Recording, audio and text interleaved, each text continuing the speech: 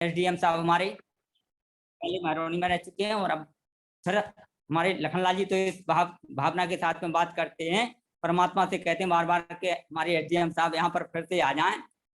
तो चलो, हमारा सौभाग्य है कि इसी माध्यम से हम देखने को मिल जाते हैं। हमारे सामने हमारे सम्मानीय वेद प्रकाश शर्मा जी दोनों चिरंजीवों के साथ में, और जिनको मैं नहीं देख पा रहा हूँ उनके लिए सादर नमस्ते करते हुए मैं, और मैं डॉक्टर व्यासनंदन शास्त्री जी का भी आशीर्वाद आज मिलेगा अपन को। अच्छा, तो मैं सभी महानुभावों का हार्दिक स्वागत करते हुए आह्वान करता हूं कि आप आए और आज के इस देह एवं अंगदान संभावना एवं प्रयास एवं सार्थकता के ऊपर आप हम लोग इसके ऊपर प्रकाश डालें, हम लोगों को इससे लाभान्वित करें। सम्मानित संदीपन आर इंदौर जी, आइए स्वागत है जी। बहुत बहुत धन्यवाद आयोजक साथी बंधुओं। मेरे लिए अत्यंत हर्ष और गौरव का विषय है कि आदरणीय आनंद जी पुरुषार्थी ने कहीं मेरा परिचय प्राप्त किया, मुझसे संपर्क किया, और वो जो वेद के प्रचार और प्रसार में कार्य कर रहे हैं उसमें किस तरह से मैं शामिल हो सकूं, और जो मैं जिस क्षेत्र में कार्य कर रहा हूं उस कार्य का समाज को कैसे लाभ मिल सके, इस भाव से उन्होंने मुझे आज के इस वार्ता में वक्ता के रूप में आमंत्रित किया है। मैं हृदय के अंतर्मन से सभी के प्रति कृतज्ञता का भाव ज्ञापित करता हूँ। आप सबसे अनुमति चाह रहा हूँ कि मैं जो है वो विषय पे अपना बात रखना प्रारंभ। स्वागत है आपका, बात रखिए, स्वागत। वाह जी वाह जी वाह, बहुत बहुत धन्यवाद।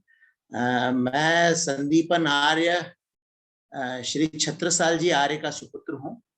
आदरणीय पिताजी साहब वर्ष 2011 में गुजरे थे और अंतर्मन से वो आर्य थे।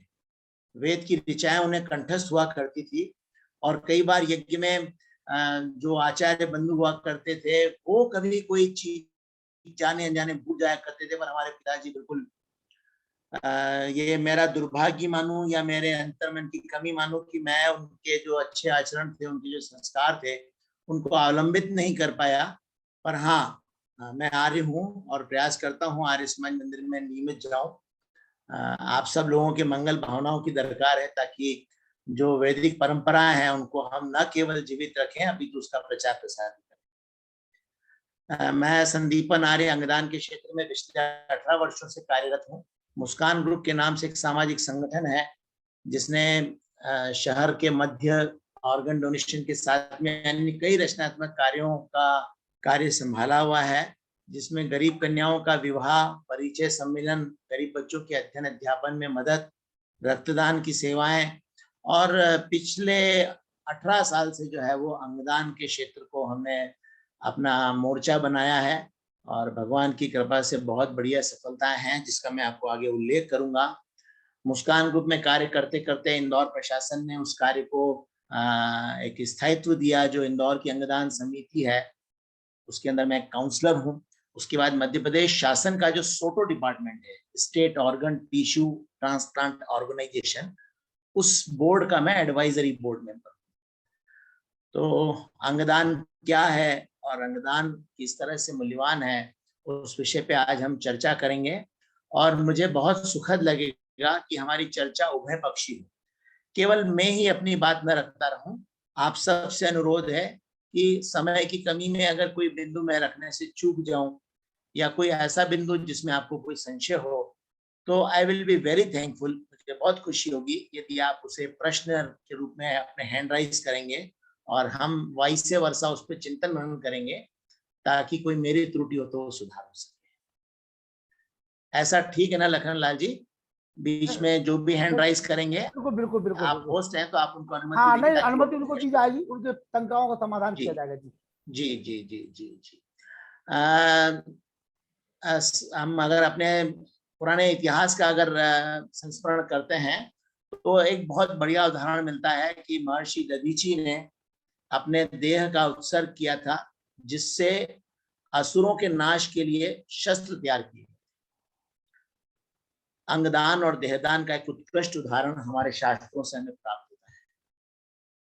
और इसके आगे चलते हैं तो किसी एक दुर्घटना में भगवान गणेश जी का जो सर है वो उनके शरीर से अलग हो जाता है।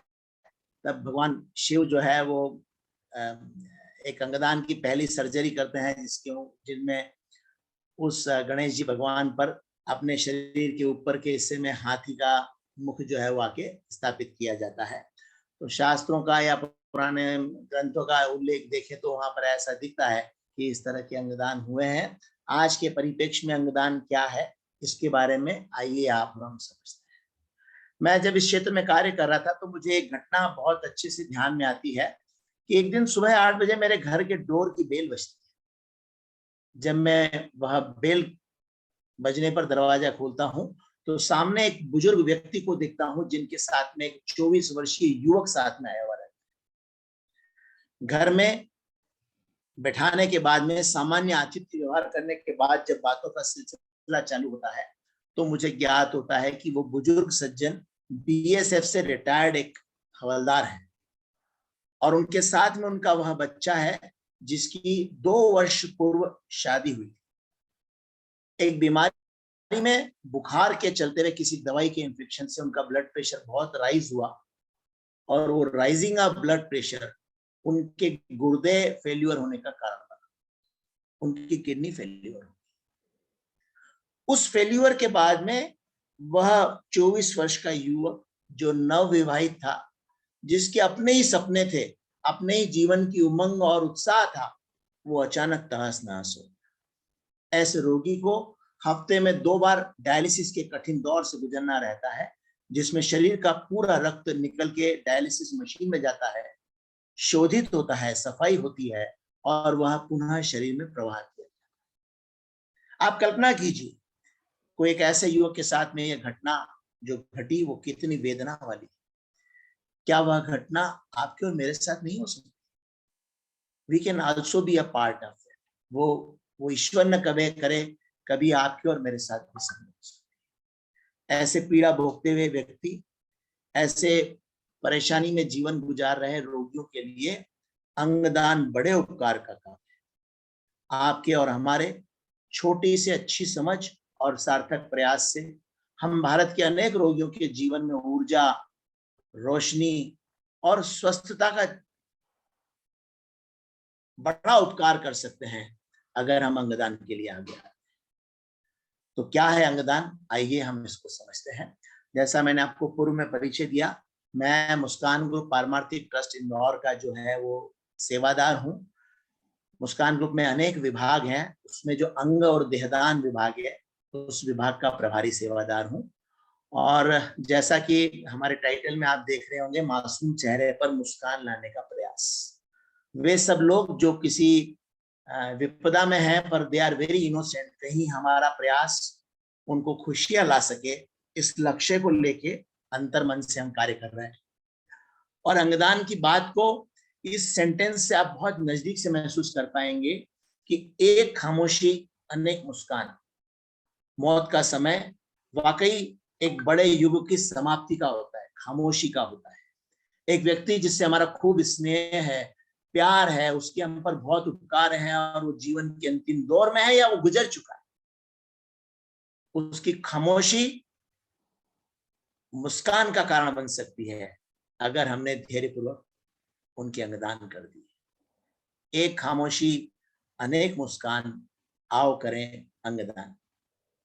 इस भाव से आज का जो पावर पॉइंट प्रेजेंटेशन है वो मैं आपके बीच में रख रहा हूं। चैतन्य भारत, परोपकारी भारत, यहाँ पर एक मूल्यवान चीज है कि जो हम भारतवासी हैं, जो हम सनातन संस्कृति के वारिस हैं, उसमें परोपकार हमारे रग रग में भरा हुआ है। राह चलते चींटी भी दिख जाती है तो हमारे अंतर्मन में भाव पैदा होता है कि वो कहीं हमारे कारण से मौत को न हो जाए। राह चलते पत्थर दिखता है तो हम अपने आप को सुरक्षित तो करते हैं, पर अंतर्मन से भाव पैदा होता है कि क्यों न मैं इस पत्थर को उठा के साइड में रख दूं ताकि किसी आगंतुक को उसकी चोट न लगे। राह चलते कोई एम्बुलेंस जाती हुई देखते हैं तो न केवल तुरंत उसको रास्ता देने की कोशिश करते हैं, परंतु अंतर्मन में ये भाव लेकर आते हैं कि हे प्रभु, इस रोगी को निरोग बख्शना, इसको स्वस्थता बख्शना। ये हमारी संस्कृति है। सुबह उठकर हम जब भगवान जी की स्तुति करते हैं या यज्ञ करते हैं तो सर्वे भवन्तु सुखिनः सर्वे सन्तु निरामया का भाव हमारी पहली ऋचा होती है। हम लोगों के भले की बात बाद में करते हैं, पहले अपने भले की बात बाद में करते हैं, पहले सबके सुख की, सबके कल्याण की बात करते हैं। तो इस परोपकारी भारत के अंदर अगर चैतन्यता आ जाए तो वो सोने में सुहागा हो जाए। अब चैतन्यता की क्यों आवश्यकता है?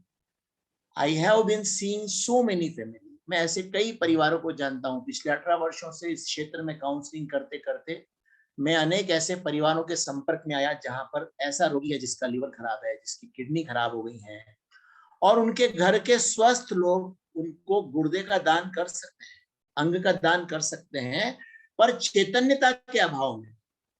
चैतन्यता किस बात की? मन के डर को खत्म करने की। मन में डर है कि अगर मैं गुर्दा दे दूंगा तो क्या मेरी जीवन क्षमता पे असर तो नहीं आएगा, क्या मैं मर तो नहीं जाऊंगा, अरे इससे कोई मेरी परेशानी तो नहीं होगी।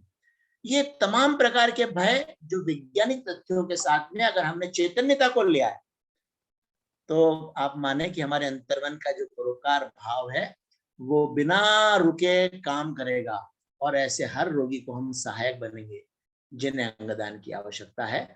तो चैतन्य भारत, जो परोपकारी भारत है, उसको चैतन्यता की ओर अग्रसर करना कहीं मेरा परम लक्ष्य है। आप सब लोगों के बीच में आकर आपका मैं स्वागत और अभिनंदन करता हूं। आइए हम इस विषय पे अगली बात करते हैं। पूरा जो मेरा बात है उसको मैं 2 हिस्सों में बांट रहा हूं। एक है ऑर्गन डोनेशन, जिसको हिंदी में कहते हैं अंगदान, और दूसरा है देह का दान। ये दोनों अलग अलग विषय हैं जिसपे हम विषय सह चर्चा करेंगे। अब पहली चर्चा प्रारंभ करते हैं, अंगदान क्या है। अंगदान जो है वो किसी जीवित व्यक्ति या मृत व्यक्ति के शरीर का उर्तक या कोई अंग का दान करना अंगदान कहलाता है। दूसरा बिंदु, यह उर्तक या अंग किसी दूसरे जीवित व्यक्ति के शरीर में प्रत्यारोपित करना, ट्रांसप्लांट किया जाता है, दैट इज कॉल्ड ट्रांसप्लांटेशन। तीसरा बिंदु है कि इस कार्य के लिए दाता के शरीर से दान किए हुए अंगों को शल्य क्रिया के द्वारा निकाला जाता है और प्रत्यारोपित किया जाता है। ये जो तीसरा बिंदु है ये बहुत महत्वपूर्ण बिंदु है। दान अनेक प्रकार के होते हैं। जैसे हमारे अंतर्मन में आया कि किसी भोजन भंडारे में हमें हमारे घर से सामग्री प्रेषित करनी है, हम किराने की दुकान पे गए, शक्कर खरीदी, तेल खरीदा और उस भंडारे वाले स्थान पे जाके दान कर दिया, ये दान का कार्य पूरा हो गया। पर यह दान ऐसा दान नहीं है। इस दान के अंदर दानदाता, दान प्राप्तकर्ता की जीवन की सुरक्षा का 100% ध्यान करना रहता है। फिर उसके बाद में जो दान में अंग प्राप्त किया जा रहा है वह उस दान प्राप्तकर्ता के शरीर के लिए उपयोगी रहेगा या नहीं रहेगा, वह उसके ब्लड ग्रुप से मैच करता है कि नहीं करता है, वो उसके कल्चर से मैच करता है कि नहीं करता है। These all are technical parts जिसको हम आज के विषय में चर्चा नहीं करेंगे। आज तो सिर्फ जन चेतना की बातें मैं आपसे करूंगा। तो मैं ये कहना चाह रहा हूँ कि जो अंगदान है वो that is not a easy donation. इसके लिए एक पूरा टेक्निकल एनवायरनमेंट बनाना पड़ता है, उसके बाद में ये अंगदान हो पाते हैं। अब यहाँ पर जो मैंने पहला बिंदु अपना लिखा है उसके अंदर आपने देखा होगा कि शब्दों के 2 विभाजन किए हैं, उर्तक या अंग। जो हम बोलचाल की भाषा में इस्तेमाल करते हैं वो अंगदान करते हैं, पर ये अंगदान के भी 2 हिस्से हैं। हमारे शरीर का जो स्किन है, जो हमारे शरीर की जो आंखें हैं जिसको हम कॉर्निया कहते हैं, ये टेक्निकल लैंग्वेज की दृष्टि से टिश्यू है। और जो रेस्ट ऑफ ऑर्गन्स हैं जैसे heart, liver, kidney, lungs, pancreas, small intestines, bone, these all are organs. इनको हम ऑर्गन की श्रेणी में लेते हैं। तो इसको हम आगे और चर्चा करते हैं। अभी एक बहुत महत्वपूर्ण बिंदु है, अंगदान क्यों है आवश्यक। सबसे पहला बिंदु, पुनर्जीवन का आधार। एक व्यक्ति जब जिसके 100 साल पूरे हो जाते हैं, दिवंगत होता है, अगर हम उनके दाह संस्कार कर देते हैं या हम उनका शव जो है वो दफना देते हैं तो उसके शरीर की वही समाप्ति हो जाती है। पर अगर हम उनके अंगदान कर देते तो वह शरीर एक पुनर्जीवन को प्राप्त करता है। जिस भी व्यक्ति, सजीव व्यक्ति के शरीर में वो प्रत्यारोपित होता है तो फिर वो नए जीवन को प्राप्त करता है। और इसमें दूसरा एक और महत्वपूर्ण बिंदु है कि वह शरीर जो माटी हो गया है वो कहीं अमृत को प्राप्त करता है, फिर उसको एक मौका मिलता है जीवन गुजारने का।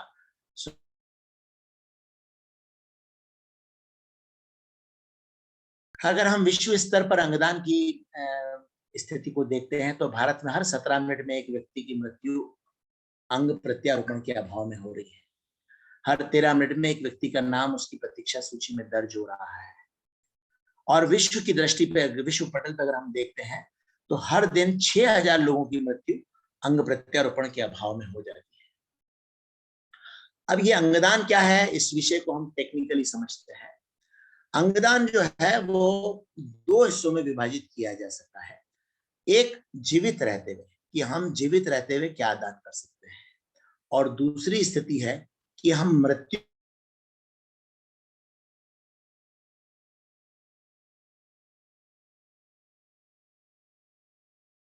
अंगदान, इस विषय का जो पहला बिंदु है, जीवन काल में किए जाने वाले अंगदान, उस विषय पे आप और हम चर्चा करते हैं। सबसे पहले आता है रक्तदान। इससे आप और हम भली भांति परिचित हैं। हर वह व्यक्ति जिसकी उम्र 18 वर्ष से 65 वर्ष है, अगर वह स्वस्थ है, उसका हीमोग्लोबिन सामान्य है, उसका वजन 45 किलो से अधिक है, उसे किसी प्रकार का संक्रमण रोग नहीं है, तो वह व्यक्ति अपने शरीर से रक्तदान कर सकता है। भगवान जी की बड़ी कृपा है, जो उसकी शरीर की व्यवस्था है, उस शरीर में शरीर की आवश्यकता से 10% ज्यादा ब्लड रहता है। जो ब्लड के शरीर की आवश्यकता है, उससे 10% अतिरिक्त ब्लड हमारे शरीर में रहता है। एंड आउट ऑफ देम अगर हम 300 ml से 450 ml रक्त का दान कर देते हैं, तो वह रक्तदान ऐसे लोगों के जीवन के लिए बहुत मूल्यवान है जिन्हें उनकी आवश्यकता है। किसी गंभीर प्रसव की ऑपरेशन के दौरान महिलाओं को लगने वाले ब्लड की आवश्यकता, वे लोग जिनका हीमोग्लोबिन बहुत कम रहता है, उन्हें ब्लड की नियमित आवश्यकता रहती है। थैलेसीमिया एक रोग है जिसमें बच्चों को बाय बर्थ ब्लड पैदा नहीं होता है। उन्हें महीने में 2 बार ब्लड ट्रांसफ्यूजन करना पड़ता है, जो उनके घर के लोगों के द्वारा दे पाना संभव नहीं है। किसी रोड दुर्घटना में वह व्यक्ति जिसे बहुत सारे प्रचुर मात्रा में ब्लड की आवश्यकता है, इस प्रकार के रोगियों के लिए आपका स्वैच्छिक रक्तदान, वॉलेंटरी ब्लड डोनेशन बहुत मूल्यवान है। भगवान जी की एक बहुत बढ़िया कृपा है कि जब आप एक बार रक्तदान करने जाते हैं, तो आपका रक्तदान वर्ल्ड हेल्थ ऑर्गेनाइजेशन के नियमानुसार तब तक हम किसी को प्रत्यारोपित नहीं कर सकते हैं जब तक वह तमाम प्रकार की जांचों से नहीं गुजर जाता। रक्त चढ़ाने के पहले दानदाता को हीमोग्लोबिन का चेक किया जाता है, उसको किसी प्रकार का संक्रमण तो नहीं है, HIV, एड्स, ऑस्ट्रेलिया एंटीजन तो नहीं है। ये सब प्रकार की जांचें अगर एक सामान्य व्यक्ति अस्पताल में जांच कराने जाता है तो उसके 1500 रुपए व्यय लग जाता है। और अगर आपने स्वैच्छिक किसी एक व्यक्ति को रक्तदान के लिए कदम बढ़ाया है और वह रक्तदान उसके काम आ गया, तो ऑटोमेटिकली आपकी ये सब प्रकार की जांचें निःशुल्क हो कि you are very healthy, you are very fit and fine, आपको किसी प्रकार की चिंता करने की आवश्यकता नहीं। और यहाँ पर एक और मूल्यवान बिंदु है। आप मानिए कि आप बहुत संपन्न व्यक्ति हैं, आपकी बहुत प्रतिष्ठा है, आप बहुत प्रभावी व्यक्ति हैं समाज के। किसी यात्रा के दौरान किसी अनजान शहर में एक रोड दुर्घटना के रूबरू होते हैं। उस अचेत व्यवस्था में आपका धन संपत्ता, आपका जो प्रभाव और आपका जो प्रतिष्ठा है, वो उस समय कोई काम नहीं आती है। If you are in need of blood, उस शहर के स्वैच्छिक रक्तदान दाताओं का परोपकार और सामर्थ्य है जो उस समय आपको रोग से बचाने के लिए, मौत से बचाने के लिए मददगार होगा। वे सब लोग जिनके मन में आता है कि यार मैं रक्तदान क्यों करूं, यार जिसको जरूरत होगी अपने घर वालों से ले लेगा, इस तरह का भाव रखना प्रासंगिक नहीं है, व्यवहारिक नहीं है। हम सबको मिलके हमारे शहर के रक्त कोष को सदैव संवर्धित और संपन्न रखना चाहिए, ताकि शहर में होने वाली हर आवश्यकता और दुर्घटना में शहर का रक्त कोष उस कार्य को निपटाने में संपन्न हो। अभी यहाँ पर एक टेक्निकल जानकारी आपको देना प्रासंगिक लगती है कि जब हम एक बार रक्तदान देते हैं तो 24 घंटे के भीतर ही हमारे शरीर का रक्त बैलेंस्ड हो जाता है। जितना ब्लड दिया जाता है वो 24 घंटे में रिकवर हो जाता है। परंतु जो ब्लड डोनेशन करने से ब्लड सेल का लॉस होता है, वह ब्लड सेल सुरक्षित रूप से पुनः देने के लिए 3 माह में तैयार हो। इसलिए ऐसी मर्यादा बनाई गई है कि अगर आपने रक्तदान किया है तो अगली बार आपको 3 माह के उपरांत रक्तदान करना चाहिए, तब तक नहीं। इसके पूर्व मैंने आपको बताया कि हमारे शरीर में 10% अतिरिक्त ब्लड है। अगर आप स्वस्थ हैं तो आपको बिल्कुल चिंता नहीं करनी है कि इसको देने से मेरे को कमजोरी आ जाएगी, मेरी शारीरिक क्षमताओं में असर पड़ेगा। This is a very noble cause. इसको आप और हमको अपनी परंपरा बनाना चाहिए, रेगुलर ब्लड डोनेशन करना चाहिए। इससे अगले बिंदु पर आते हैं, किडनी डोनेशन। जो किडनी है उसको हिंदी में गुर्दा कहते हैं, अंग्रेजी में रीनल भी कहा जाता है। जो शरीर है उसमें 2 गुर्दे होते हैं। गुर्दे का काम रहता है कि जो शरीर की सामान्य संचालन व्यवस्था रहती है उसमें उत्पन्न होने वाले अवशिष्ट पदार्थ को वो रक्त में से फिल्टर करता है, उसको मल के द्वारा, मूत्र के द्वारा बाहर करता है और संशोधित रक्त को पुनः शरीर में प्रवाह कर देता है। This is a filtration system of body.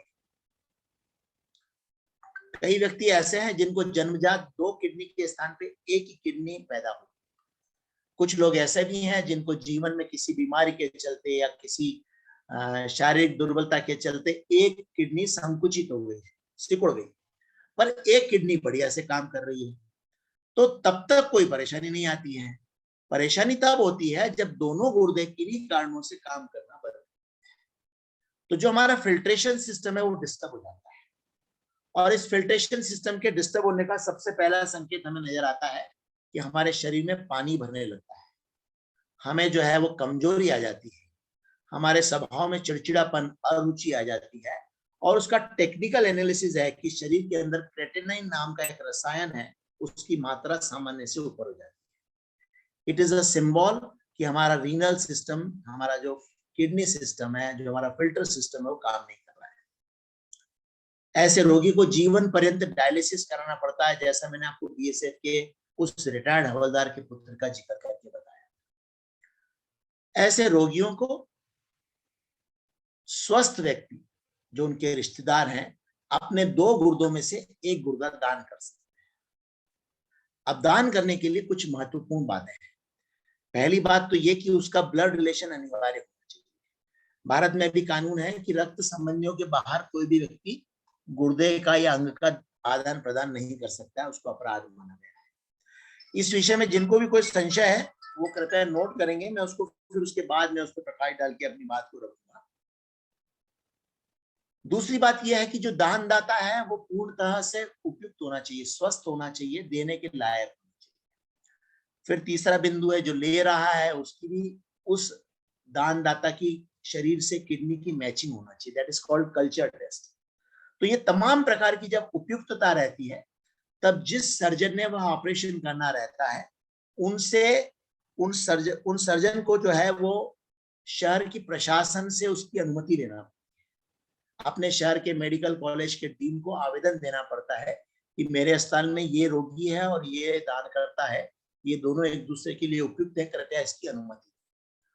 तो वह जो मेडिकल कॉलेज के डीन है वो शहर के अप्रोप्रिएट अथॉरिटी होते हैं, वह अपने शहर में कमेटी बना के रखते हैं। वो 5 सदस्यों की कमेटी उन सब डॉक्यूमेंटेशंस का जांच करती है, इस बात को सुनिश्चित करती है कि सरकार के जितने नियम बनाए गए हैं उनका 100% पालन किया जा रहा है, उसमें किसी भी बात की अवहेलना नहीं हो रही है। भगवान की कृपा है कि मैं इंदौर और उज्जैन संभाग की जो ऑर्गन ऑथोराइजेशन कमेटी है, अंग प्रत्यारोपण प्राधिकार समिति, उसका सदस्य हूँ। और इंदौर में इतनी तेजी से अंग प्रत्यारोपण का कार्य विकास हुआ है कि हमने इस वर्ष में 100 से ज्यादा लाइव डोनेशन की परमिशन दी है। Indore has become hub. पूरे भारत के अनेक रोगी बहुत कम खर्चे में इंदौर में आके प्रत्यारोपण के प्रयास कर रहे हैं, और अंतर्मन में ये भाव है कि हम उन सब के मददगार बने, उनके अंदर बैठे हुए जीव को भगवान मान के उनकी सेवा करें, हम उनके सहायक बने, उनकी बाधाओं को कम से कम करें ताकि वे जल्दी से स्वास्थ्य का लाभ प्राप्त कर सकें। ये किडनी डोनेशन की बात थी जिस पर मैंने प्रकाश रखा।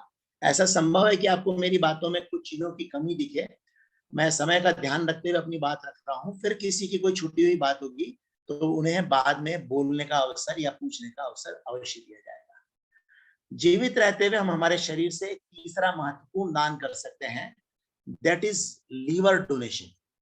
लीवर को हिंदी में यकृत कहा जाता है। आप फोटो में देख रहे होंगे कि यकृत कैसा होता है। जैसे किडनी फिल्ट्रेशन का काम करती है, वैसे ही जो लीवर है, वह लीवर हमारे शरीर का डाइजेशन सिस्टम मेंटेन करता है। हम जो आहार लेते हैं, जो हम भोजन लेते हैं, उसके रासायनिक परिवर्तन का कार्य लीवर करता है। लीवर शरीर में आए हुए आहार को रासायनिक परिवर्तन करता है, उसमें से ऊर्जा अपने शरीर को प्रदान करता है और शेष अवशिष्ट को मल की ओर अग्रसर करता है। किडनी शरीर में 2 होती है, पर लीवर तो एक ही होता है। अब अगर 2 गुर्दे में से एक गुर्दे का दान करना सुरक्षित है, तो फिर एक लीवर होगा, तो लीवर अगर हम दान कर देंगे तो हमारा डाइजेशन सिस्टम कैसे काम करेगा? ये प्रश्न हमारे मन में पैदा हो सकता है। तो यहाँ पर मैं आप सबको जानकारी देना चाहूंगा कि जैसा कि शरीर में एक ही लीवर होता है, तो पूरा लीवर दान में नहीं किया जाता है। लीवर का एक सुरक्षित हिस्सा, जिसे दान करने से दानदाता के शरीर के कार्य कर्मों में कोई प्रभाव नहीं पड़ेगा, उतना हिस्सा शरीर से रिट्राइव किया जाता है, निकाला जाता है, और वह सुरक्षित हिस्सा उस रोगी के शरीर में प्रत्यारोपित किया जाता है जिसका पूरा लीवर खराब हो गया। अब यहाँ पर एक बहुत महत्वपूर्ण जानकारी बताता हूं मैं आपको कि भगवान जी की इतनी कृपा है कि जो लीवर है वो घास की प्रवृत्ति होता है। घास की प्रवृत्ति कैसी होती है कि जब भी एक माली बगीचे में घास का प्रत्यारोपण करता है, घास उगाता है, तो वो मिट्टी में घास के छोटे छोटे गुच्छे थोड़ी थोड़ी दूरी के अंतराल से रोपित कर देता है। वह गुच्छों को हवा, पानी, प्रकाश और पवन का तेज मिलता है और वो गुच्छे धीरे धीरे फैल जाते हैं और पूरी जमीन हरी हो जाती है, घास वाली हो जाती है। ठीक ऐसा ही हमारा लीवर है। जब दानदाता दान करता है तो दान करने के 9 से 15 दिन के भीतर दान किया हुआ लीवर पुनः बढ़ जाता है और सामान्य हो जाता है।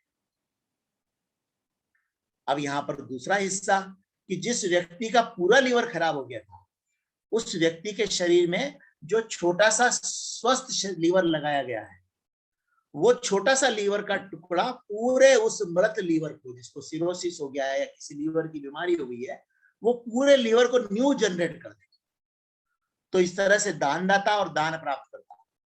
दानदाता तो महज 15 दिन में पुनः जो है वो अपने सामान्य जीवन को अग्रसर हो जाता है, और लीवर प्राप्तकर्ता के लिए 3 माह की हिदायत होती है कि वो सावधानी पूर्वक जीवन गुजारे और 3 महीने के बाद सावधानी पूर्वक धीरे धीरे सामान्य जीवन की ओर अग्रसर हो जाए। So this is what we can do in live stage. हम जीवित रहते हुए हम लीवर डोनेशन भी कर सकते हैं। अब वापिस से आते हैं हमारे मूल बिंदु पर, जिसमें मैंने आपको लिखा है, देखिएगा, जीवन काल में हम दान कर सकते हैं रक्तदान, bone marrow donation, kidney donation, liver donation और स्किन डोनेशन। अभी जो मैंने बिंदुओं पे प्रकाश डाला उसमें बोन मेरो और स्किन पर प्रकाश नहीं डाला है, उस पर भी मैं 2 मिनट अपना बात रख देता हूँ। आप सब लोगों को बोन मेरो की जानकारी होगी। बोन मेरो हमारे ब्लड में ही पैदा होने वाला एक सेल है जो शरीर की प्रतिरोधक क्षमता के लिए बहुत मूल्यवान है। इसका निर्माण और निर्माण सतत प्रक्रिया है। ये बोन मेरो का डोनेशन उन लोगों के लिए बड़ा उपकार है जिनको कैंसर हो गया है, ब्लड कैंसर हो गया है, या ये उन लोगों के जीवन पे बड़ा उपकार है जिनको थैलेसीमिया हो गया। ऐसे थैलेसीमिया वाले बच्चों के बोन मेरो ट्रांसप्लांट किए जाते हैं और वो बोन मेरो जीवित व्यक्ति उनको दान कर सकता है। जो बोन मेरो डोनेशन है वो रक्तदान जैसा ही आसान होता है, परंतु इसमें रक्तदान से कुछ अतिरिक्त सावधानियां रखनी है। जो बोन मेरो है वो प्लाज्मा डोनेशन होता है, प्लाज्मा डोनेशन जैसा होता है। आपने प्लाज्मा डोनेशन के बारे में सुना होगा। हमारे रक्त में एक प्लाज्मा नाम का रसायन होता है। अगर किसी व्यक्ति को रक्त की आवश्यकता नहीं है, केवल उस प्लाज्मा की डोनेशन की आवश्यकता है, तो ऐसे में दानदाता के शरीर से ब्लड निकाला जाता है, ब्लड में से प्लाज्मा अलग कर लिया जाता है, ब्लड को वापस से ट्रांसफ्यूज कर दिया जाता है शरीर में। इस तरह से रक्त न निकाल के केवल प्लाज्मा एकत्रित किया जाता है और उस रोगी को दिया जाता है जिसकी आवश्यकता। ठीक ऐसे बोन मेरो डोनेशन की प्रक्रिया है। बोन मेरो डोनेशन की प्रक्रिया में दानदाता को 5 दिन की प्रक्रिया से गुजरना पड़ता है। 5 दिन तक सतत 24 घंटे के अंतराल से एक तरह का केमिकल फ्लूइड बॉडी में इंजेक्ट किया जाता है। 24 घंटे के अंतराल से जब वह 5वें दिन की स्थिति आती है तो 5वें दिन जो ब्लड के बोन मेरो सेल है वो ब्लड से अलग हो जाते हैं। ऐसी स्थिति में शरीर से वो ब्लड निकलता है, बोन मेरो कलेक्शन मशीन में जाता है, बोन मेरो अलग हो जाते हैं और शेष ब्लड वापस से बॉडी में ट्रांसफ्यूज कर दिया जाता है। इस तरह से आप मरते हुए रोगी के लिए मददगार हैं। यहाँ पर एक टेक्निकल इंफॉर्मेशन और आपको देना चाहूंगा कि जब हम रक्तदान करना चाहते हैं तो पूछा जाता है कि आपका ब्लड ग्रुप क्या है, क्योंकि जिसका ब्लड ग्रुप जैसा है वह उसी रोगी को ब्लड ग्रुप का डोनेशन कर सकता है। ठीक इसी प्रकार बोन मेरो के अंदर जो है ना वो ब्लड ग्रुप की आवश्यकता नहीं रहती है, उसके अंदर आवश्यकता रहती है HLA टेस्टिंग। दो व्यक्ति जिनका HLA टेस्ट मैच होता है वो एक दूसरे को दान और प्राप्त कर सकते हैं। तो HLA सैंपल कलेक्शन के लिए जो दान प्राप्त करने वाला व्यक्ति है उसके HLA को दान करने वाले व्यक्ति से मैच कराया जाता है। और HLA का सैंपल आप सब लोगों को सुनने में हो सकता है नया लगे, यह बहुत आसान प्रक्रिया है। दान दाता और दान प्राप्तकर्ता का सैंपल एक रुई के छोटे से टुकड़े पर लार से लिया जाता है। उसकी रुई पर लार लगाई जाती है और उस लार को जो चेहरा रहता है इस चेहरे पे जरा सा स्पर्श करते हैं तो लार का त्वचा से स्पर्श होते ही हमारा जो HLA सैंपल है वो रजिस्टर्ड हो जाता है। वह HLA सैंपल जिस रोगी से मैच हो जाता है वो दोनों एक दूसरे के लिए उपयुक्त है। यह एक मूल्यवान प्रक्रिया है, इसी के आधार पर यह काम होता है। समय के साथ में विज्ञान का विकास हुआ है।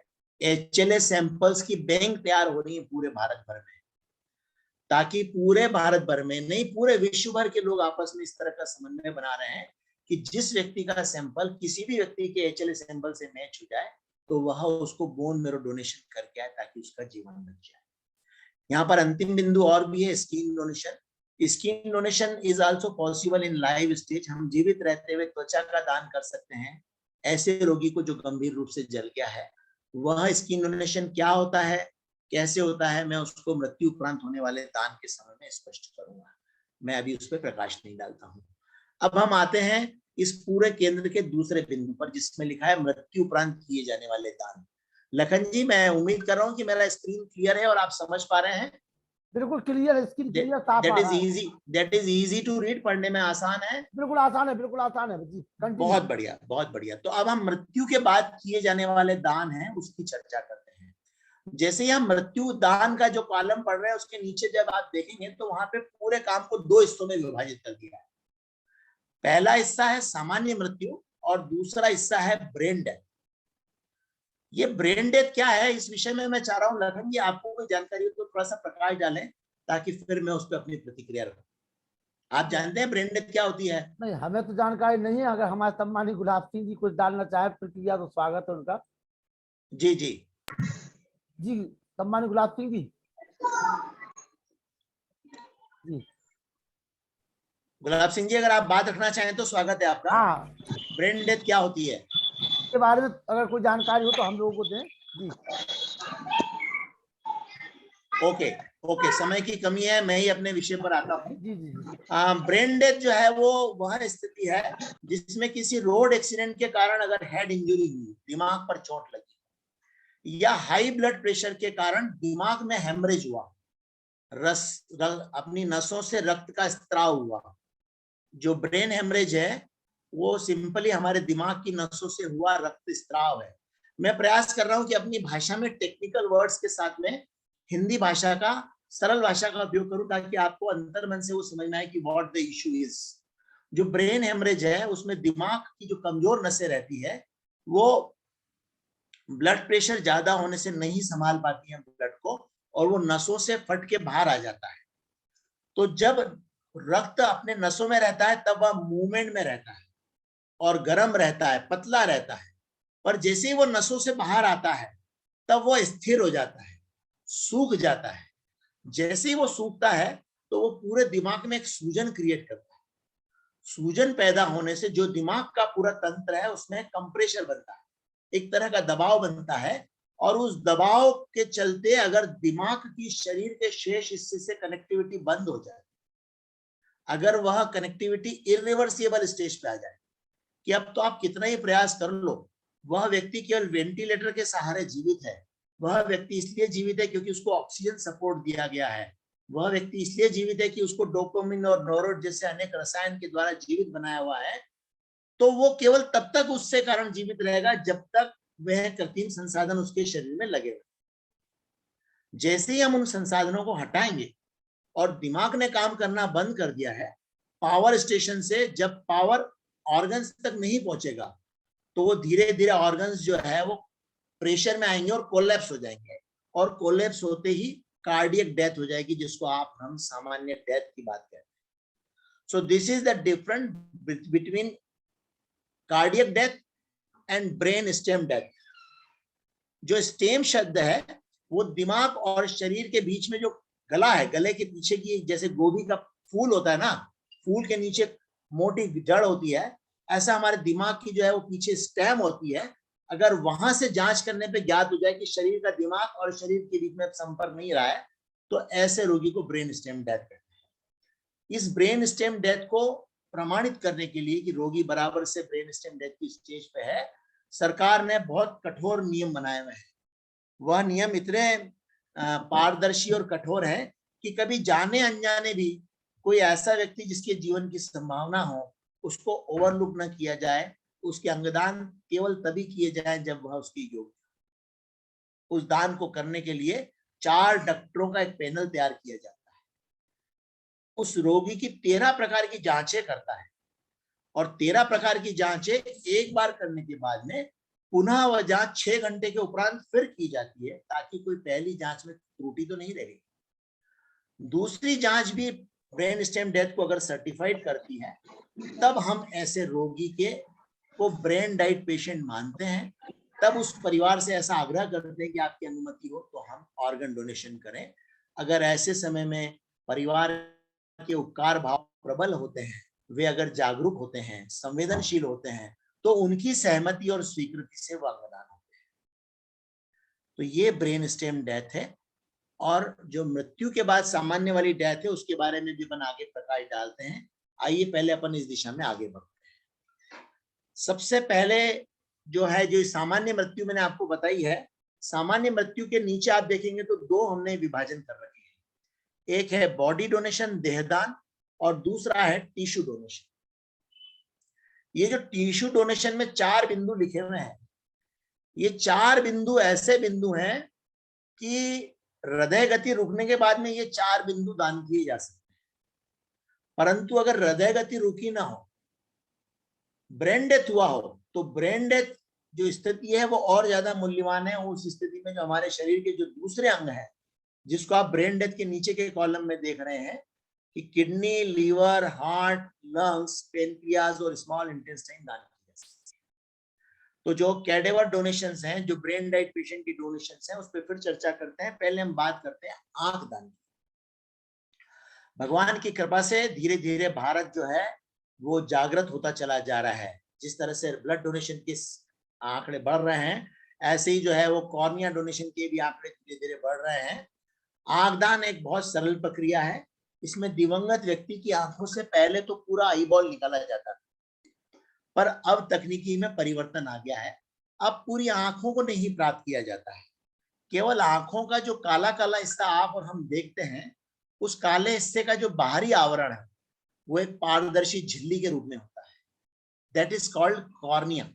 केवल वो कॉर्निया कटिंग करके उस शरीर से निकाला जाता है, और जितना बड़ा कॉर्निया रहता है वो एक उंगली के टॉप पे आप रखेंगे इतना भर बड़ा रहता है। जैसे ही वो कॉर्निया निकलता है, उस कॉर्निया को निकाल के उसके स्थान पे प्लास्टिक की कैप रख देते हैं। उस प्लास्टिक की कैप में भी एंकर्स होते हैं, दांत होते हैं छोटे छोटे। कॉर्निया निकाल के सुरक्षित रखा जाता है, और उस कैप पे जैसे ही पलक को बंद करके एंकर पे लगाया जाता है तो ऑटो लॉक हो जाता है।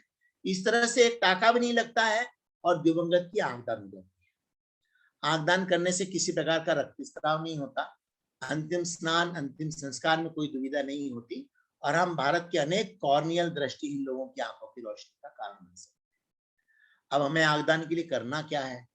उसका सबसे पहला परिणाम, पहला स्टेप तो ये है कि हमको दिवंगत व्यक्ति के परिवारजनों में आगदान के विषय पे चिंतन मनन करना चाहिए, ताकि किसी के मन में कोई संशय हो, कोई आपत्ति हो, कोई जिज्ञासा हो तो हम दूर कर सकें, उनको अंतर मन से उस बात के लिए तैयार करें। वो जैसे ही तैयार हो जाते हैं तो सबसे पहले हमको निकटतम आई बैंक को संपर्क करना है कि हमें आई डोनेशन करना है, प्लीज आप आ जाए। आई डोनेशन मृत्यु से 6 से 8 घंटे के भीतर किया जा सकता है। इसमें विज्ञान के साथ एक और विकास हुआ है। अगर शव को मर्चुरी में 6 घंटे के भीतर हमने रख दिया, मर्चुरी यानी एक ऐसी मशीन जिसके अंदर शव टेम्परेचर कम करके ठंडे उसमें रखा जाता है, शीत पेटिका में रखा जाता है, तो कॉर्निया का डिकम्पोजिंग बंद हो जाता है। तो वह कॉर्निया अगले 72 घंटे तक दान किया जा सकता है, बशर्त उसको वैज्ञानिक तरीके से डिकम्पोजिंग से रोक दिया गया। दूसरा बिंदु है कि यह प्रक्रिया बहुत आसान है, कहीं शव को अस्पताल नहीं ले जाना पड़ता है। अगर घर में है तो आई बैंक की टीम घर आती है, 10 से 15 मिनट की शल्य क्रिया करके वो कॉर्निया निकालती है और सम्मान पूर्वक आपको शरीर वापस से सौंप देती है। यहाँ पर एक और मूल्यवान चीज है कि इस दानदाता की उम्र का, दृष्टि की कमी का या उसका मोतियाबिंद का ऑपरेशन किया हुआ हो तो यह कार्य किसी भी दशा में बाधा नहीं बनता है। 6 माह की बच्ची का भी कॉर्निया डोनेशन हुआ है और किसी को दृष्टिहीन को मददगार बना है। इंदौर के पास ग्राम दही में 102 वर्षीय महिला का कॉर्निया दान हुआ था। हमने उस पर विशेष निगाह रखी थी। वो 19 वर्षीय लड़की को लगा और उस लड़की को जीवन की रोशनी मिल गई। तो उम्र की इसमें बाधा नहीं है। इस दान में किसी प्रकार का रक्तस्राव नहीं होता और हम कहीं 2 व्यक्तियों की दृष्टि दान के मददगार बनते हैं। जब आपने आई बैंक को आई डोनेशन के लिए इन्फॉर्म करा है तो आपको व्यवस्था की दृष्टि से दिवंगत के सर के नीचे मोटा तकिया रख देना है। दूसरा काम ये करना है कि उनकी पलक बंद करके उसके ऊपर गीली रुई या गीला कपड़ा रख दे ताकि आंखों में नमी बनी रहे। अगर एसी चल रहा हो तो एसी चलने दें, क्योंकि एसी नमी को बनाए रखने के लिए मददगार होता है। इस तरह से आप आगदान का पुण्य कार्य कर सकते हैं। दूसरा जो दान किया जा सकता है दैट इज स्किन डोनेशन। आप अगर फोटो में देख रहे होंगे तो एक शव रखा हुआ है, उस शव के कमर के नीचे की जांघ और घुटने के नीचे की पिंडली, इन 2 स्थानों पे सफेद दाग से हो गए हैं। और दूसरी तरफ आप देखेंगे कि एक टेक्नीशियन का हाथ है और उसके हाथ में एक मशीन है, जिस मशीन को बोलते हैं डार्मिटोम मशीन। ये मशीन इलेक्ट्रॉनिक दाढ़ी बनाने जैसी मशीन होती है, जिसको स्किन के ऊपर बीटाडीन का घोल लेप लगाने के बाद में जब भी एक फॉर्मिंग किया जाता है तो त्वचा का ऊपरी सतह, जैसे हमारे दाढ़ी के बाल निकल जाते हैं, वैसे ही स्किन के ऊपर वाले टिश्यू निकल जाते हैं और वो सुरक्षित हो जाते हैं। इसको दान कर देने से सफेद दाग होते हैं, किसी प्रकार का रक्तस्राव नहीं होता, कोई मांस नहीं दिखता, खून नहीं बहता। और जो ये टिश्यू हैं, जो ये त्वचा के टिश्यू हैं, ये गंभीर रूप से जले हुए रोगियों के घावों पर प्रत्यारोपण के काम आते हैं। उनके वह घाव जो 1.5 साल तक नहीं सूखते हैं, ऐसे रोगियों को यह टिश्यू एक अलौकिक उपकार है। ये उनके घावों को हरने में मददगार होते हैं।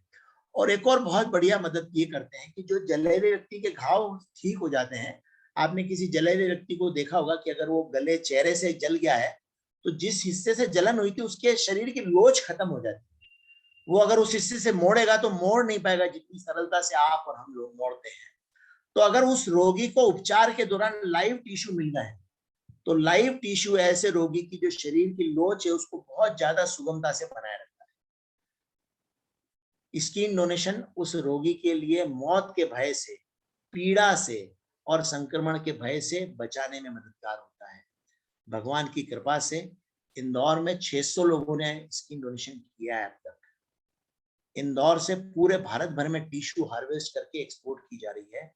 पूरे भारत भर के रोगियों को जहां स्किन की आवश्यकता रहती है, हमारा इंदौर का स्किन बैंक उनको स्किन उपलब्ध करा रहा है।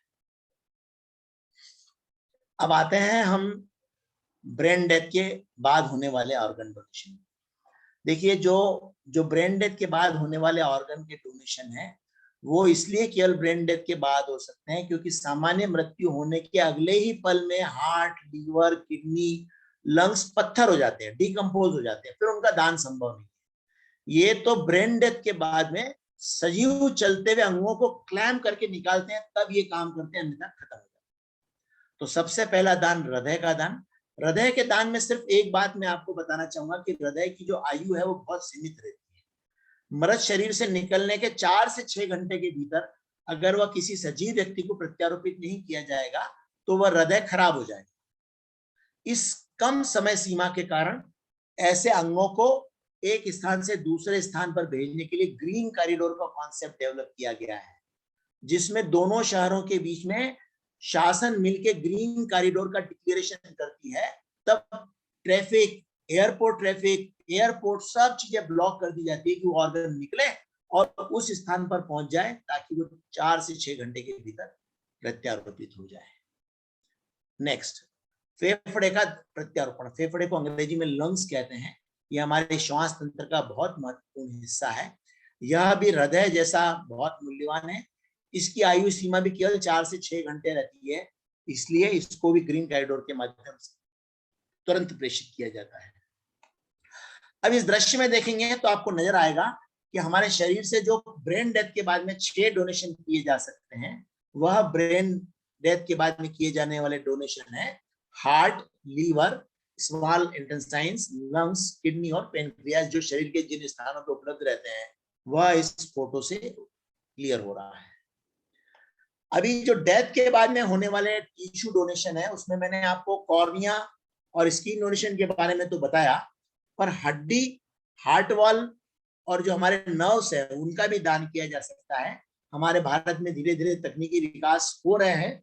आने वाले समय में भारत में इन प्रकार के टिश्यूओं का डोनेशन भी किया जाएगा। बहरहाल केवल आई और स्किन डोनेशन होता है। कुछ कुछ शहरों में हार्ट वॉल डोनेशन प्रारंभ हुआ है। अभी यहाँ पर एक चार्ट आपको दिखा रहा हूँ जिसके अंदर ये लिखा हुआ है कि कौन सा ऑर्गन किस उम्र तक दान किया जा सकता है। हर अंग की अपनी क्षमताएं होती है। हार्ट जो है वो 65 साल से ऊपर काम नहीं करेगा। 80 लीवर, अगर लीवर है 80 साल से ज्यादा का उम्र व्यक्ति की ब्रेन डेथ हुई तो फिर वो काम का नहीं है। ऐसे सभी अंगों की उम्र दी हुई है। यह वो दृश्य है जिसमें एक ब्रेन डेड पेशेंट के ऑर्गन डोनेशन हो रहे हैं। बॉम्बे हॉस्पिटल इंदौर का दृश्य है जिसमें दिवंगत के परिवार को हम सम्मान पूर्वक उनके कार्य की अनुशंसा पत्र सौंप रहे हैं। इस समय मेडिकल सुपरिटेंडेंट बॉम्बे हॉस्पिटल पे हमारे साथ में है। अगले दृश्य में आप देखेंगे यह डब्बा है जिसके अंदर ऑर्गन्स को सुरक्षित रखा गया है टेक्निकली, और वह एक स्थान से दूसरी ओर जाने को तैयार है। एक अस्पताल से दूसरे अस्पताल की यात्रा को तैयार है। ये दूसरे अस्पताल का दृश्य है चोइथराम हॉस्पिटल का, जहां से किडनी निकलकर दूसरे हॉस्पिटल को जा रही है। और न केवल मुस्कान ग्रुप के सेवादार, अभी तो शहर के जितने भी टेक्नीशियंस रहते हैं, डॉक्टरों का दल रहता है। अभी इस दृश्य में देखेंगे तो आप चोइथराम के मेडिकल सुपरिटेंडेंट और सीनियर डॉक्टर्स उस कार्य में मदद कर रहे हैं। एक शहीद का दर्जा होता है ऑर्गन डोनर का। सरकार की ओर से ऐसी व्यवस्था की गई है कि हम दिवंगत का खूब सम्मान करें, उनके परिवार को इस कार्य की पीठ भराई करें ताकि समाज के और लोग भी जागरूक हो सकें। एक अंगदानी जो अंगदान करने के बाद अपने दाह संस्कार को अपने गांव जा रहा है, उसके विदाई का दृश्य। इस पूरे कार्य में इंदौर प्रशासन ने जबरदस्त हमारी मदद करी है। इस दृश्य में आप देखेंगे कि शहर के कमिश्नर, डीन मेडिकल कॉलेज, विभिन्न अस्पताल के सीनियर डॉक्टर्स और जो ऑर्गन डोनेशन के क्षेत्र में मुस्कान ग्रुप, ददीची मिशन, जो अन्य संस्थाएं काम कर रही है, वे सब मिलकर विभिन्न विषयों पर चिंतन मनन करते हैं ताकि हम योग्य कार्रवाई पूरी करके अंगदान के कार्य को निर्विघ्न चलने दें। ग्रीन कॉरिडोर, जैसा मैंने आपको बताया, ये ग्रीन कॉरिडोर बनते एक सेंटिमेंट्स पूरे शहर में तैयार हो जाते हैं। लोगों के बीच में उत्साह होता है। भगवान की कृपा से 5 वर्षों में इंदौर में 43 बार ग्रीन कॉरिडोर बना और 200 से भी ज्यादा लोगों को अंगदान संभव हो सके, उनका नवजीवन संभव हो सके। इस पूरे अभियान में मीडिया के लोगों ने बहुत बढ़िया जबरदस्त सहयोग किया है। होने वाले अंगदान में खूब संवेदनाओं के साथ में, खूब उत्साह से प्रचार प्रसार में मददगार बनते हैं ताकि शहर में अंगदान का ऊर्जावान वातावरण बन सके। अनेक अभियान चला के अखबार वाले हमारी मदद करते हैं ताकि हम ऑर्गन डोनेशन का जो जन चेतना का विनम्र प्रयास है उसको हम सार्थक कर सकें, उसको कारगर सिद्ध कर सकें। यह वह दृश्य है जिसमें वर्ष 2017 में इंदौर को fastest growing city in organ donation के अवार्ड से सम्मानित किया गया था। केंद्र सरकार द्वारा दिल्ली के नाटो ऑफिस में यह सम्मान इंदौर के वर्तमान संभाग आयुक्त माननीय संजय जी दुबे साहब ने प्राप्त किया था। यह दृश्य में वे अपना संबोधन कर रहे हैं। एक बहुत बढ़िया रचनात्मक प्रयास हुआ मध्य प्रदेश सरकार ने, और अब तो अनेक राज्य की सरकारों ने इस बात को एडॉप्ट किया है कि जब आप लाइसेंस बनाने जाएंगे, ड्राइविंग लाइसेंस, तब वो आपसे पूछेंगे कि क्या आप ऑर्गन डोनर हैं। अगर आपके मन में, अंतर मन में ऑर्गन डोनेशन की भावना है तो आप उसी समय उसकी स्वीकृति दे दें। आपके लाइसेंस में आपकी स्वीकृति आपके अंगदानी होने का प्रमाण है। प्रभु न करे आप अचेत व्यवस्था में कभी मौत के मुंह में होंगे या आपकी ब्रेन डेथ होगी, तब आपका जो ड्राइविंग लाइसेंस है वो अपने आप में आपका स्वीकृति का एक कार्य करेगा। हमें बहुत खुशी है कि सरकार ने हमारी संवेदनशील बातों को स्वीकारा और उसको व्यवहारिक तौर पे अप्लाई किया। अंगदान एक जटिल प्रक्रिया है। रोगी को 6 घंटे से 72 घंटे तक मेंटेन करना पड़ता है। अनुकूल स्थिति बनने के बाद में ऑर्गन डोनेशन होते हैं।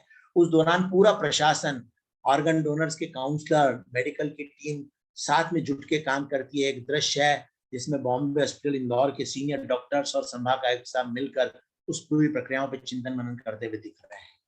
हम सब लोगों ने प्रयास किया है, जिन भी लोगों ने अंगदान किए हैं उनकी शोक बैठक में जाके उस कार्य की अनुमोदना करते हैं, ताकि न केवल उन परिवार को आत्मबल मिले, मन में तृप्ति मिले, पर साथ में समाज के और लोगों को जागृत कर सके। जिस तरह से आज एक कार्यशाला आपके बीच में रख रहा हूँ, विभिन्न जिलाधीश कार्यालयों में, स्कूल, कॉलेजेस, LIC बैंक के कार्यालयों में जाकर इस तरह के हम वर्कशॉप कंडक्ट करते हैं, लोगों को सचेत करते हैं, जानकारी लेकर आते हैं, जागृत करते हैं कि अंगदान क्या है और किस तरह से हमारी मददगार बन सकते हैं। विभिन्न मेलों और प्रदर्शनियों में स्टॉल लगाते हैं ताकि लोगों को ऑर्गन डोनेशन के लिए मोटिवेट कर सके। आवश्यकता पड़ने पर उनसे फॉर्म भरवाएं, उनके संकल्प पत्र भराएं। यह एक दृश्य है जिसमें हम किसी कॉलेज के अंदर वर्कशॉप कंडक्ट कर रहे हैं और बच्चों के साथ में। फिर आप एक दृश्य देखिए जिसमें एक साथ इतनी सारी वर्कशॉप हमने कंडक्ट करी हुई अलग अलग स्थानों में, और स्कूल के बच्चों को ऑर्गन डोनेशन के लिए मोटिवेट किया है। अपने वर्कशॉप में मैं अपनी इस बात का जरूर उल्लेख करता हूँ। या आप एक शोक संदेश देख रहे होंगे जो प्राय आप अखबार में देखते हैं। इस शोक संदेश में नीचे हार्दिक श्रद्धांजलि देने वाले लायन धनराज जी वाधवानी का उल्लेख है। ये दादा धनराज जी वाधवानी उम्र से 80 वर्ष के हैं। अब चलना फिरना नहीं हो पाता है, पर इतने वर्षों से हमारे अभियान में जुड़े हुए हैं। वो आज भी हमारी मदद करते हैं। जैसे उनको मालूम पड़ता है कि किसी परिवार ने आगदान किया या अंगदान किया है, तो वो उसके शोक संदेश को डिजिटल डिजाइनिंग में लेके और व्हाट्सएप पे, फेसबुक पे, सब जगह उसका प्रचार प्रसार करते हैं। ये काम सराहनीय है। लोगों को करने की प्रेरणा देने में इस तरह मददगार बन रहे हैं। मैं हर कार्यशाला में दादा धनराज जी वाधवानी को विशेष धन्यवाद भाव ज्ञापित करता हूँ कि अच्छे काम करने के लिए आयु सीमा कभी भी बाधा नहीं बनती है। ये कुछ अखबार के दृश्य हैं जिसमें ग्रीन कॉरिडोर बनने की बात रखी जा रही है। इनके बारे में मैं विशेष आपके पास प्रकाश नहीं रख रहा हूँ, समय की अपनी कमी है। यहाँ पर देखिए, 1-1 मिनट सबने बचाया और बच गई 3 जिंदगियां। ये बहुत महत्वपूर्ण बात है। ग्रीन कॉरिडोर का जो कॉन्सेप्ट है उसका मूल उद्देश्य ही है कि हम दिवंगत के ऑर्गन उस शरीर तक जल्दी पहुंचा सके जहां पर उसकी समय सीमा है हमारे पास। आज जो मैंने आपके बीच में बात रखी है, वो दोनों बातें हमारी इस वेबसाइट पर उपलब्ध है। ये वेबसाइट है, आप सब लोग चाहें तो नोट डाउन कर सकते हैं, Indore society for organ donation. इसमें ये पूरा जो विवरण मैंने आपको रखा है वो हिंदी और अंग्रेजी में उपलब्ध है। शहर में होने वाली गतिविधियों पे आपको प्रकाश मिलेगा। शहर के किन स्थानों में अंग प्रत्यारोपण किए जा सकते हैं। आपको चर्चा हम अपने लोगों से करें संदीपन जी। कुछ लोगों के प्रश्न रहेंगे तो उसमें चर्चा आ जाएगी, जो बची रहेगी। जी हाँ, मैं आखिरी में लेता हूँ, मैं इसको इसलिए जल्दी से खत्म कर रहा हूँ। मैं अभी विवरण दे देता हूँ, फिर अपन उस विषय पर आ जाएंगे। तो ये जो नोटों की, जो हमारी इंदौर सोसाइटी की वेबसाइट है, इसको आप नोट डाउन कर लें। आप इसमें जाएंगे तो आपको बहुत सारी जानकारी मिलेगी। इसके अलावा आपको मैं मेरा नंबर भी अभी दे दूंगा, आखिर में शेयर करूंगा, ताकि आपको जब भी किसी प्रकार की व्यक्तिगत आवश्यकता पड़े तो यह आपका छोटा भाई राउंड द क्लॉक 24 घंटे आपकी सेवा में उपलब्ध है। हमें न केवल दान कराना है, अपितु दान प्राप्त करने वाले लोगों की भी उतनी ही गहराई से मदद करना है। एक रीनल फेल्यूर पेशेंट को जाके प्यार से आधा घंटा देना, उससे 2 शांति की बातें करना अपने आप में बड़ा उपकार का काम है, और ऐसा कोई भी मौका मैं नहीं छोड़ना चाहता हूँ। आपको कभी भी कोई मदद की आवश्यकता पड़े तो ये छोटा भाई आपके लिए सदैव उपलब्ध है। आइए हम आगे चलते हैं। इंदौर में योगदान के आंकड़े इस समय चर्चा का विषय नहीं है, मैं आपके बीच में नहीं रख रहा हूँ। देहदान के आंकड़े, देहदान को मैं कि आंकड़े आपके बीच में नहीं रख रहा हूं, पर देहदान क्या है इस विषय पे जरूर आपको छोटी सी बात रखना चाहूंगा। जो हमारा शव है, मृत्यु के उपरांत हम उसको पंचतत्व में विलीन कर लेते हैं, या तो दाह संस्कार करके या दफना कर। अभी ऐसी स्थिति में एक और पुनीत कार्य किया जा सकता है, दैट इज बॉडी डोनेशन। अगर शरीर को मृत्यु से 8 घंटे के भीतर मेडिकल कॉलेज को दान कर दिया जाए तो मेडिकल कॉलेज उस शव को सुरक्षित कर लेता है। उसको बोलते हैं इन्वॉर्मिंग करना। शरीर के अंदर एक फ्लूइड डाल देते हैं जिससे बॉडी का डिकम्पोजिंग बंद हो जाता है और वो शरीर वर्षों तक एनाटॉमी स्टडी, मानवीय शरीर संरचना अध्यापन के लिए बड़ा मददगार है।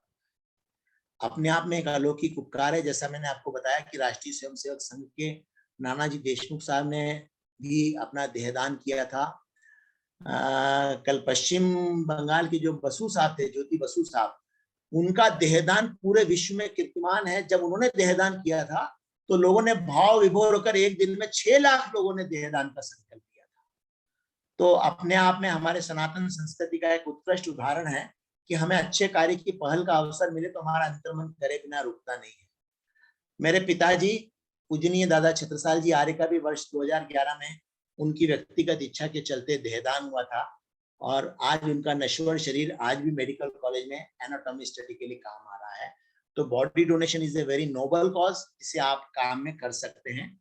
आपको केवल शहर के मेडिकल कॉलेज में उस दुख की घड़ी में संपर्क करना है।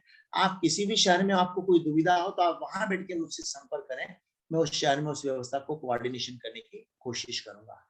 इंदौर का योगदान again it is not valuable for you to share. भगवान की कृपा है, हमने जो भी अचीव किया है वह भगवान जी का और भगवान जी के लिए हम कर रहे हैं। अंगदान का विधान क्या है, इस कोटेशन में आपको हमने छोटा सा बिंदु से बताना चाहा है, जिसको मैंने बातों के दौरान आपको रखा था, पर एक बार फिर मैं उसको हाईलाइट कर देता हूँ। चिकित्सा संस्थान या रोगी के परिजनों के द्वारा ऑर्गन डोनेशन के लिए हमसे संपर्क किया जाता है। फिर हम उसको जाके आकलन करते हैं कि उसकी ब्रेन डेथ हो गई है या नहीं हो गई है। अगर ब्रेन डेथ संभावित रहता है तो परिवार को कम्युनिकेट करते हैं, उनसे स्वीकृति लेकर वो जांच करते हैं। जांच करने के बाद में परिवार से ऑफिशियली स्वीकृति लेते हैं और ऑफिशियली स्वीकृति मिलते ही हम उसका नोटो को अलर्ट भेजते हैं। नोटो जो है वो केंद्र सरकार की संस्था है। अंग का जो प्रत्यारोपण है वो बहुत पारदर्शी व्यवस्था है। हमको पहले केंद्र सरकार को सूचना देनी पड़ती है। केंद्र सरकार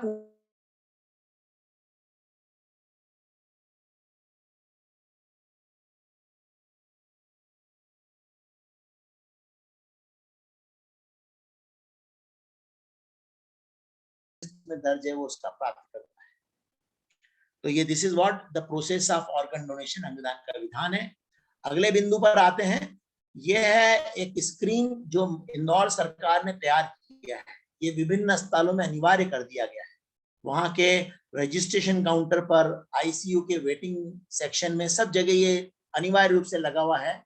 इसमें आप संदीपन आर्य के नाम से जो मोबाइल नंबर है आप इसका स्क्रीनशॉट ले लें या आप चाहें तो वह फोन नंबर नोट कर लें 9303259844। यह नंबर राउंड द क्लॉक आपकी सेवा में उपलब्ध है और इस स्क्रीनशॉट में जितने भी नंबर हैं वो 24 घंटे आपकी सेवा में सदैव उपलब्ध रहते हैं और आप हमारी वेबसाइट पे जाके भी हमारे ये सब नंबर प्राप्त कर सकते हैं। प्रयास और उपलब्धियां, ये एक ऐसा विषय है जो बहुत लंबा प्रकाश डालने योग्य है, पर अभी सिर्फ संक्षिप्त में अपनी बात कर रहा हूं कि वर्ष 2016 में सबके प्रयास से इंदौर में सोसाइटी बनी। तब से अभी तक 43 ऑर्गन डोनेशन हो चुके हैं। इंदौर ने पिछले 10 सालों में 12,000 कॉर्निया एकत्रित करे हैं। पूरे भारत भर के रोगियों को कॉर्निया भेजे जा रहे हैं। 600 स्किन डोनेशन पूरे भारत भर के रोगियों को त्वचा प्रदान की जा रही है। इंदौर में वर्तमान में 12 संस्थान पंजीकृत है जहां ऑर्गन डोनेशन किया जा सकता है और तमाम प्रकार के तकनीकी विकास इंदौर में किए जा रहे हैं ताकि हम ऐसे रोगियों की बेहतर तकनीकी सेवाएं दे सकें जिन्हें इसकी आवश्यकता है। ये कुछ जुड़े हुए बिंदु हैं, उनको मैं फिर आपके बीच प्रकाश में नहीं ला रहा हूं। ये मेरा अंतिम बिंदु है जिसके बाद में मैं अपनी बात को विराम दूंगा। इस पूरे स्लोगन में एक सबसे ऊपर एक चीज लिखी है, आओ हम सब मिलकर दीप जलाएं जहां अभी अंधेरा है। एक दीप अनेक दीपों को प्रदीप्त करने का माध्यम बन सकता है। आपके अंतर्मन में बैठे भगवान को मैंने आज वंदन करके जागृत करने का प्रयास किया है, ताकि जो अंगदान की आवश्यकता पूरे विश्व को है, हमारे भारत को है, उनमें आप और हम सब हमारी सनातन संस्कृति का परोपकार भाव को हृदय में धारित करते हुए उन सबको ऊर्जा और रोशनी दें जिन्हें उसकी आवश्यकता है। अभी जग में बहुत काम करने को बाकी है, आइए हम सब मिलकर इस भले के काम में अग्रसर हों। आप सब लोगों ने बहुत बढ़िया से मेरी बात सुनी, मैं आप सबका धन्यवाद भाव ज्ञापित करता हूं। इस अंतिम लाइन के साथ हम करें राष्ट्र आराधन, तन से, मन से, धन से, तन मन धन से हम करें राष्ट्र आराधन। थैंक यू सो मच, आप सबके सहयोग से इस बहुत विषय बहुत पे आभार। हम सब लोगों ने जो है वो चर्चा करी।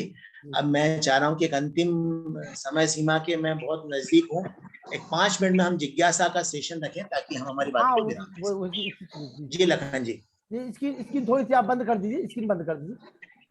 जी मैं स्क्रीन बंद कर देता हूँ। जी जी कर दीजिए। और आप सब लोगों ने आज पहली बार हमारे इस पटल पर एक ऐसा विषय देखा सुना है जो अभी तक कभी चर्चा नहीं हुई, और बहुत ही कारगर तरीके के साथ में हमारे सम्मानीय संदीपन आर जी ने अपनी बात रखी। अब आप लोगों के कुछ प्रश्न होंगे, उन पर हम चर्चा करेंगे। तो सबसे पहले हमारे बीच में जो हमारे आज के सारस्वत अतिथि है गुलाब सिंह जी, इन्होंने अपना पूरा शरीर दान कर रखा है संदीपन जी। तो ऐसे व्यक्ति को हम सबसे पहले बेटा भैया को बुलाओ, जोड़ दे थोड़ा, डाटा चुक गया। जी जी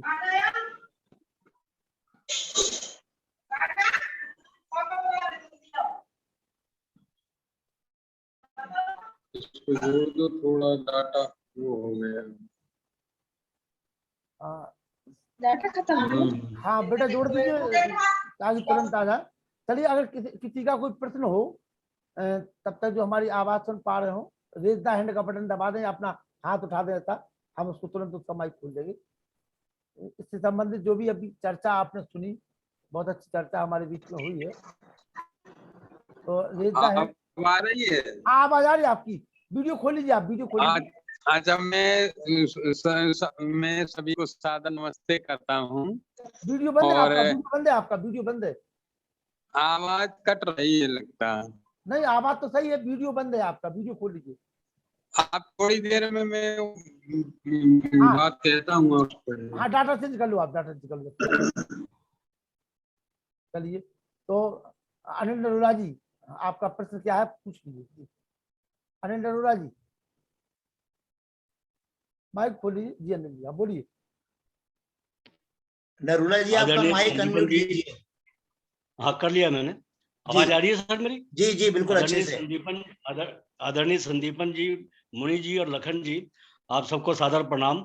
मैं आज थोड़ा लेट से जुड़ पाया, इसलिए पूरा सब्जेक्ट मुझे मालूम नहीं हो पाया, लेकिन मुझे लगा कि संदीपन आर्य जी कोई बहुत पुण्य और महान कार्य कर रहे हैं, तो मैं ये चाह रहा था कि अगर इसमें कुछ किसी टाइप की कुछ सहायता हमारी तरफ से कर सकते हैं, आर्थिक सहायता या किसी और तरह से, तो वो हमें कृपया कोई बैंक अकाउंट नंबर या यूपीआई पेमेंट पेटीएम वगैरह नंबर दे दे, ताकि थोड़ा बहुत हम आर्थिक सहयोग कर सके।